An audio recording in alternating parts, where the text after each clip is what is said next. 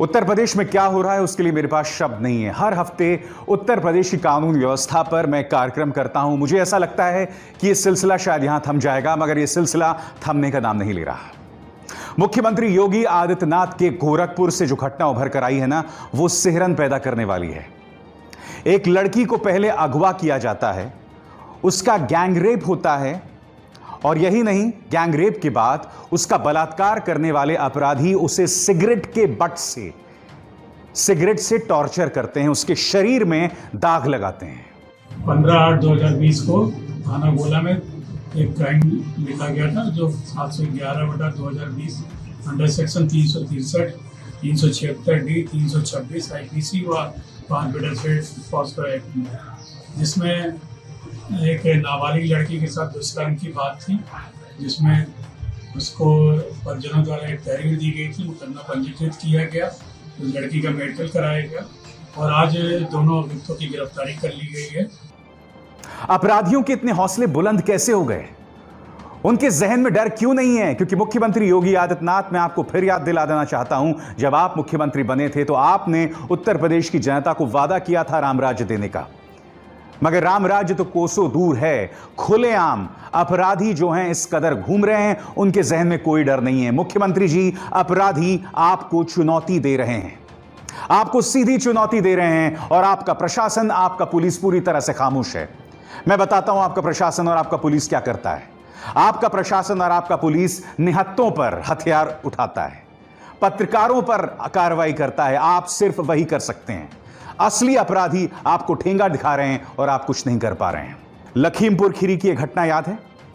यहां पर पहले एक 13 साल की लड़की का बलात्कार होता है। परिवार यह भी आरोप लगाता है कि उसकी आंखें तक निकाल दी गई थीं, उसके गुप्तांगों पर वार किया गया था।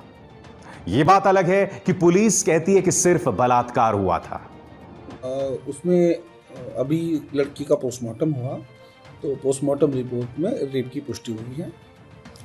दोनों आरोपियों को पहले ही धारा 302 के तहत पुलिस ने जो है जेल भेज दिया है।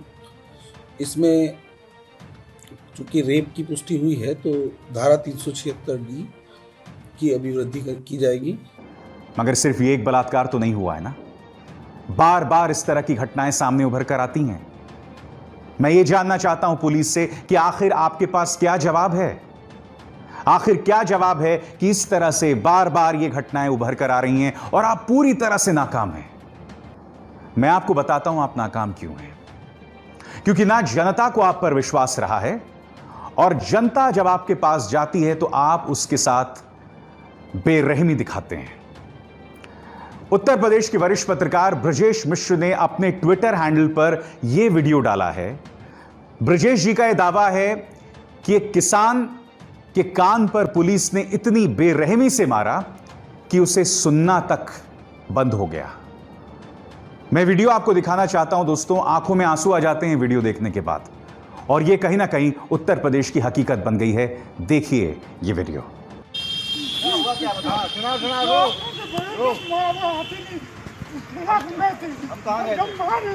किसने मारा था? क्या मारा था? नहीं, हमने आपको वापस कर दिया था कि आप जाओ। क्या हुआ था? ये सब अच्छी बात नहीं है। गरीब की सुनवाई कहां है? क्या वजह है कि कुछ लोग दबंग होकर घूम रहे हैं? जब अखिलेश जी की सरकार थी, अखिलेश यादव की सरकार थी, तो यह कहा जाता था कि हर थाने में एक यादव बैठा हुआ है। मगर अब क्या ठाकुरों की दबंगई के सामने प्रशासन पूरी तरह से नतमस्तक हो गया है? मैं आपको एक खबर बताना चाहता हूं, और यह खबर सिहरन पैदा करने वाली है। आपके स्क्रीन पर जनसत्ता की खबर। उत्तर प्रदेश में ठाकुरों के सामने नतमस्तक नहीं हुआ दलित प्रधान तो गोलियों से भून डाला गया। इलाके में तनाव, भारी पुलिस बल तैनात। खबर क्या है, मैं आपको उसकी 2 पंक्तियां पढ़ के सुनाना चाहता हूं। घटना में मारे गए 42 वर्षीय दलित का नाम सत्यमेव जयते बताया जा रहा है। वो पहली बार ही बांसगांव का प्रधान बना था। दलितों का आरोप है कि सत्यमेव ने ठाकुरों के सामने नतमस्तक होने से इनकार कर दिया था, इसलिए उसे मार डाला गया। गौरतलब है कि आजमगढ़ के बांसगांव में ऊंची जाति के मुकाबले दलितों की संख्या करीब 5 गुना ज्यादा है। इसके बावजूद यूपी के अन्य जिलों की तरह यहां भी फिलहाल असल ताकत ब्राह्मणों और ठाकुरों की पकड़ में मानी जाती है। सिर्फ इसलिए कि उसने घुटने नहीं टेके, इसलिए उसे गोलियों से भून डाला गया।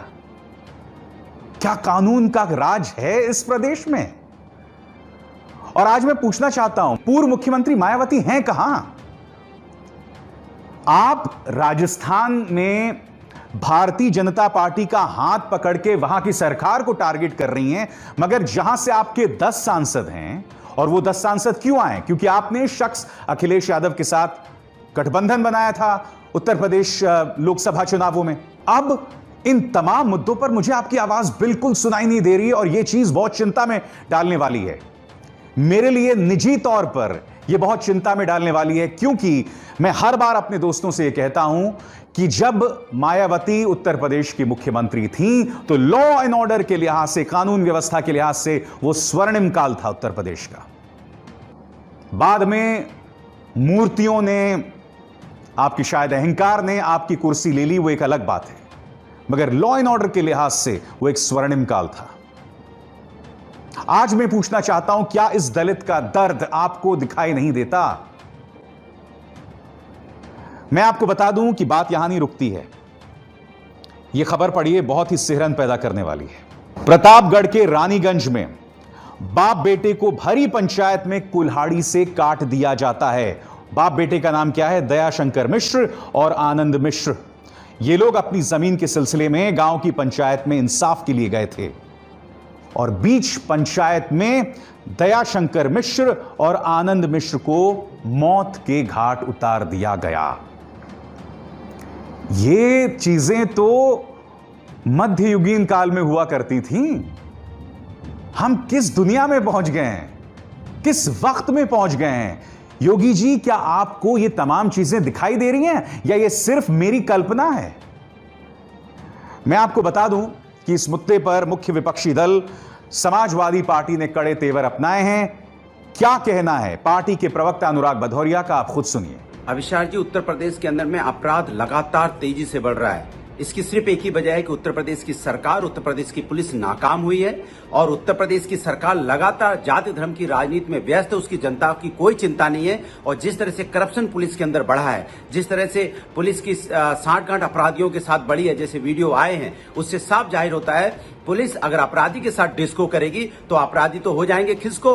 अब बताइए जनता अपनी बात कहे किसको? ये हालत है उत्तर प्रदेश के अंदर में। उत्तर प्रदेश के अंदर में जंगल राज चल रहा है, अपराधियों का स्वराज चल रहा है और लगातार उत्तर प्रदेश के अंदर अपराध बढ़ता जा रहा है। इसकी सीधी सी वजह है कि सरकार का अपराध पे कंट्रोल खत्म हो गया है। जो सरकार बातें करती थी अपराधी या तो उत्तर प्रदेश छोड़ के चले जाएं, उत्तर प्रदेश में रहेंगे तो या तो जेल में चले जाएंगे या ऊपर चले जाएंगे। उत्तर प्रदेश से अपराधी कहीं नहीं गए, उत्तर प्रदेश के अंदर में ही घूम रहे हैं और वो हर जिले में वारदात कर रहे हैं। चाहे महिलाओं पर अत्याचार हो, चाहे लखीमपुर की घटना हो, चाहे हापुड़ की बच्ची के साथ अन्याय हुआ, चाहे लखीमपुर में बच्ची के साथ अन्याय हुआ, चाहे वो कासगंज की घटना हो मां बेटी के साथ, या उन्नाव की घटना हो। और जिस तरह से एक अपने बॉर्डर पे जो हमारा फौजी होता है उसके साथ उसके पिताजी को जिस तरह से मार दिया जाता है। अब बताइए उत्तर प्रदेश के अंदर में कानपुर में जिस तरह की घटनाएं लगातार हुई, पुलिस का इनकाउंटर कर दिया गया, 8 पुलिस वाले शहीद हो गए, पुलिस वाले को सामने फिरौती का पैसा लेके भाग गए और पुलिस हाथ पे हाथ रख के देखती रहती है। यह है उत्तर प्रदेश की हालत। यही नहीं, कहीं ना कहीं भारतीय जनता पार्टी जानती है कि जो राम मंदिर का शिलान्यास हुआ है वो उसके हाथ में तुरुप का पत्ता है।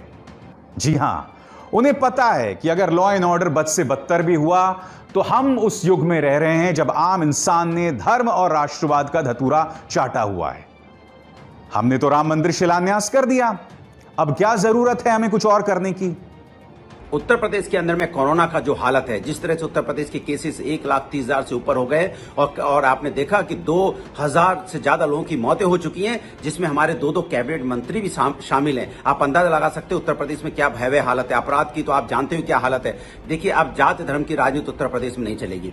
भारतीय जनता पार्टी कितनी भी जाति धर्म की राजनीति करने की कोशिश करे, उत्तर प्रदेश के अंदर में अब सिर्फ रोजगार की राजनीति होगी, विकास की बात होगी और महिला सुरक्षा की बात होगी। अगर इस पे सरकार बात करेगी तो ही इनकी जनता इनकी सुनेगी। अब जाति धर्म की राजनीति उत्तर प्रदेश में चलने वाली नहीं है, चाहे कितनी कोशिश भारतीय जनता पार्टी कर ले। उत्तर प्रदेश के अंदर में उत्तर प्रदेश की जनता इस बात को समझ चुकी है कि सिर्फ विकास के रास्ते से उत्तर प्रदेश का विकास हो सकता है, जाति धर्म के रास्ते से उत्तर प्रदेश का डेवलपमेंट नहीं हो सकता। अगर महिलाओं पर इसी तरह से अत्याचार बढ़ता रहेगा, इसी तरह से अपराध उत्तर प्रदेश में बढ़ता रहेगा, इसी तरह से उत्तर प्रदेश में अगर जंगल राज रहेगा तो उत्तर प्रदेश का विकास नहीं हो सकता। इसलिए लोगों ने तय कर लिया है अब जाति धर्म की राजनीति पे कुछ नहीं होने वाला। भारतीय जनता पार्टी की जाति धर्म की राजनीति अब नहीं चलेगी। लॉ एंड ऑर्डर आपके काबू में नहीं है, आप सिर्फ पत्रकारों को निशाना बनाते हैं। कोरोना को लेकर आपके हालात काबू में नहीं हैं।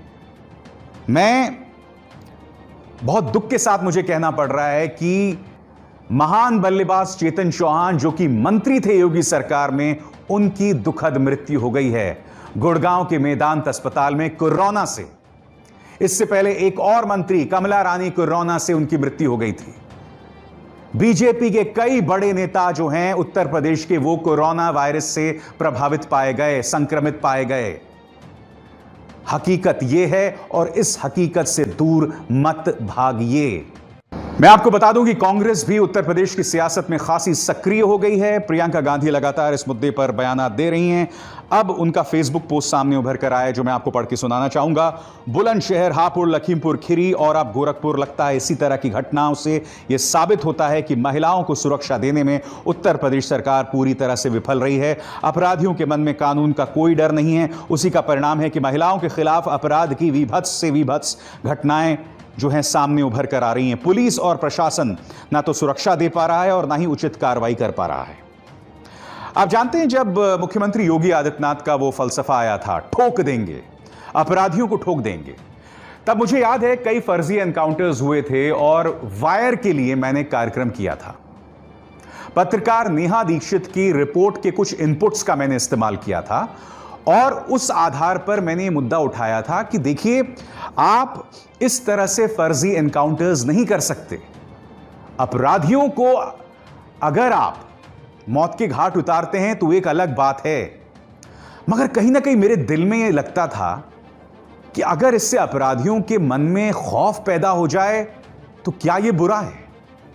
मैं खुलकर यह बात नहीं कहता था, शायद आज मैं पहली बार कह रहा हूं, मगर अब क्या हो रहा है, हो सकता है आपके डर से, आपके इस ठोक दे के डर से कुछ लोग काबू में आ गए होंगे, मगर अब बाकी लोगों की दबंगई लगातार बढ़ रही है। आपका जो कानून व्यवस्था को दुरुस्त करने का जो दावा है ना, वो सिर्फ एक ढकोसला है, वो एक ढोंग है, वो सिर्फ सियासत है। उसके जरिए सिर्फ आप अपने वोट बैंक की राजनीति करते हैं, उसके अलावा कुछ नहीं। क्योंकि जो मैंने तमाम आपको मिसालें बताई हैं, पिछले 2 दिनों की मिसालें हैं। ऐसा नहीं कि पिछले कई अरसे से, लगातार पिछले 1 महीनों में आप नजर डालिए, आप सुबह उठते हैं और आपके सामने उत्तर प्रदेश की एक शर्मनाक या विभत्स घटना आती है जहां हमारी बच्चियों का बलात्कार हो रहा है, उनको मारा जा रहा है। पंचायत के अंदर इस तरह से दया शंकर मिश्र और उनके बेटे को मौत के घाट उतार दिया जाता है। एक दलित को इसलिए मार दिया जाता है क्योंकि उसने ठाकुरों के सामने सल्यूट नहीं किया, सिर नहीं झुकाया। आज ये आपका रामराज्य कैसे हो सकता है, मैं आपसे यह समझना चाहता हूं, कैसे हो सकता है रामराज्य। मगर मैं जानता हूं कि आपके जहन में थोड़ा सा भी डर नहीं होगा, क्योंकि आपके सामने भगवान श्री राम मंदिर का शिलान्यास है और आप उसी पर सवार होकर दोबारा सत्ता में आने की लालसा रखते हैं। मगर जिस राम राज्य का आप दावा कर रहे थे, आपका वो दावा सबसे ज्यादा खोखला साबित हो रहा है। पूछे उन तमाम परिवारों से जिनकी बच्चियों को इस बेरहमी के साथ बलात्कार किया गया। इन तमाम सवालों के पास आपके पास जवाब नहीं है।